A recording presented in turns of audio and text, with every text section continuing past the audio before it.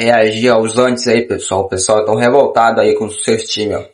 Os créditos dos canais vai estar na descrição do vídeo. Bora lá, pessoal. Mercado da bola, esse segue agitado. Todo mundo tentando se reforçar e lá no Rio de Janeiro não está sendo diferente. O Flamengo vai apresentar o De La Cruz e Renato Augusto, esse aí já falou em coletiva de imprensa lá no Fluminense. Negão, para aí, ó. De La Cruz vai vestir a camisa 18, o mesmo número que o Meia usou quando estreou no profissional. 8 representa para mí algo muy importante porque bueno, fue el primer número que usé cuando me tocó debutar en primera división. Es un número que me ha marcado mucho en mi carrera y bueno, espero poder conseguir cosas importantes com ele. Daqui a pouco, no Ninho do Urubu, o jogador que custou quase 80 milhões de reais vai conceder a primeira entrevista coletiva. Quem também vai conversar com os jornalistas é o atacante Bruno Henrique, que renovou o vínculo com o rubro-negro por mais 3 temporadas. BH está com 33 anos. O Vasco sofre com saídas nesse início de temporada. Os pontas Orediano e Gabriel Peck estão de malas prontas. O argentino pediu para ser negociado. Já Peck vai se transferir para o Los Angeles Galaxy dos Estados Unidos. Já a gente entra em mais detalhes nessa apresentação do Dorival Júnior, também com Rafael Prats e com o Mário Marra. Mas primeiro, girando os nossos repórteres, Pedro Henrique Torre. Bom dia para você, Pedro. Eu acho que hoje, menos gelo no sangue, porque pelo menos tem novidade. Tem entrevista coletiva, tem apresentação. Então acho que dá pra gente ter alguns assuntos pra gente conversar, tudo bem? Tudo bem, Mari? Um beijo pra você, abraço aí pra Marra, todos os amigos do Sport Center, assim esperamos, né?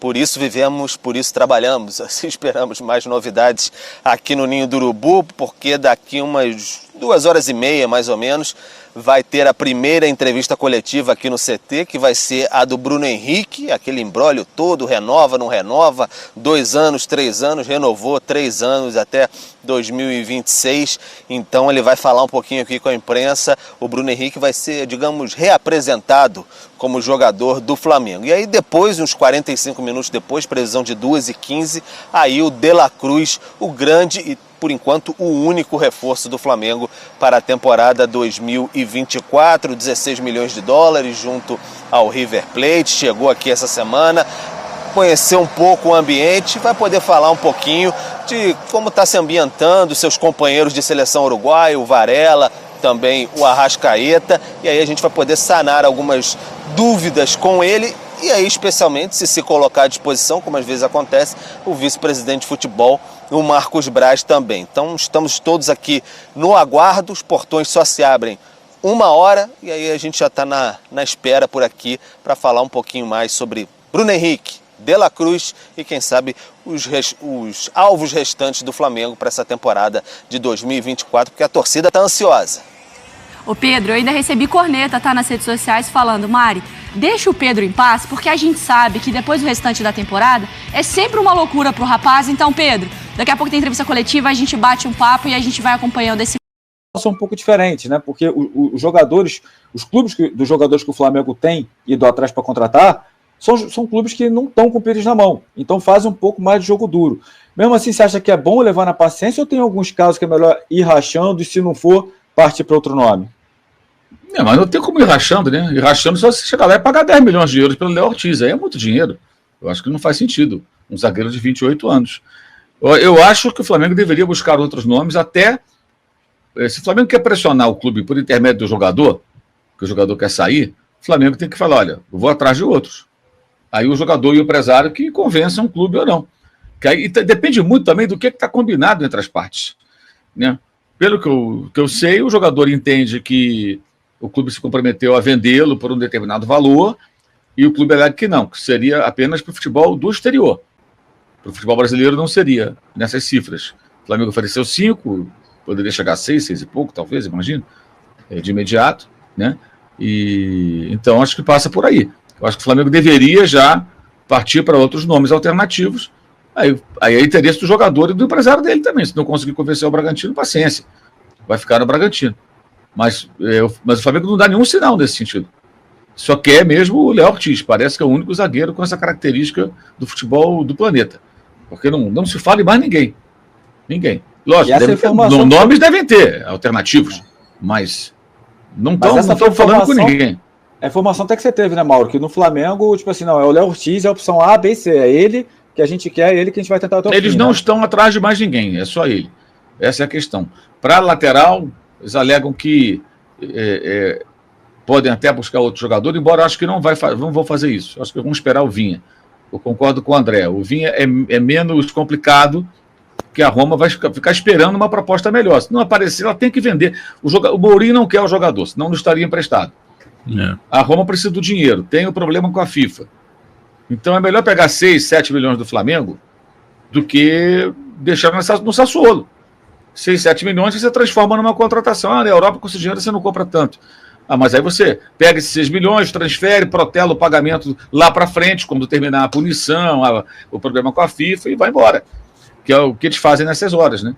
Você tendo algum dinheiro, um crédito a receber, inclusive, você tem condições de fazer alguma negociação e trazer pelo menos um jogador para compor o elenco, já que o Vinha fora significa um investimento feito pela Roma num jogador que não está servindo ao clube. Está num outro time. E está num time onde, até para se valorizar, é mais difícil, é um time menor. Enfim. Então, eu acho que, de fato, a Roma, quando chegar lá no limite, ela pode falar: ô Flamengo, sobe mais um pouco isso aí, vamos fazer esse negócio, um abraço. Agora, o caso do Bragantino, não, ele não está envolvido com transfer ban, com punição, com nada, simplesmente não quer vender o jogador, e tem jogo daqui a menos de um mês, né? Aproximadamente um mês. Dia 20. Dia 20 é a estreia.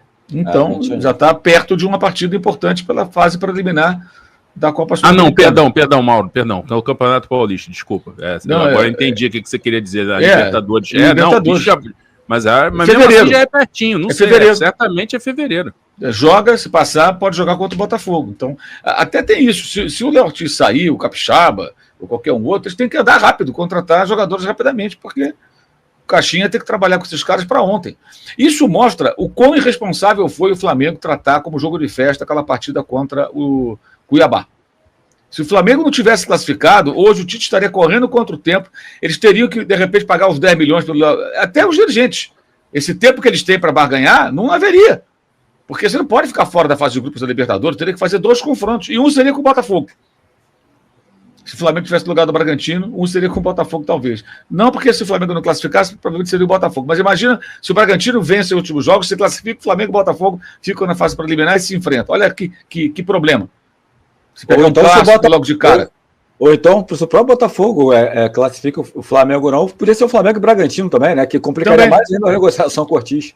Também, então. Não, aí inviabilizaria, né? Aí não teria nem conversa, né? Imagina, os dois podendo se enfrentar numa pré.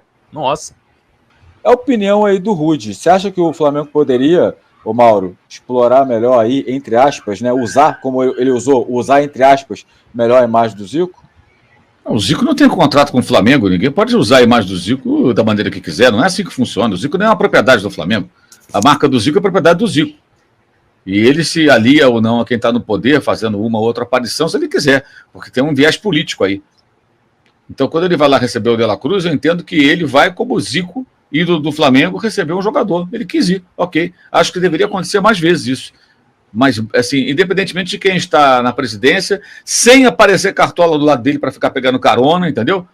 É o Zico, ídolo do Flamengo, dono do clube deveria ser, tem a chave do Zico ali, né? Foto do Zico, tudo quanto é lugar. Eu acho que no CT do Flamengo, do dia que tiver um estádio, mas lá no Catar, todo lugar tem lá a figura do Emir, né? Tem aquele desenho assim dele, assim, e tal, tipo um logo, é quase um logo. Tinha que existe o do Zico, né? Aquele do Zico tinha que estar em todo lugar no Flamengo, assim, andar pelos lugares e lembrar do Zico. Até para parar de fazer bobagem e pensar, porra, aquela história, o Zico não fez, não pode fazer igual. Fazer merda, não é isso que eu quero dizer. Mas o Zico não é uma propriedade do Flamengo. O Flamengo não tem o direito de usar o Zico como quiser.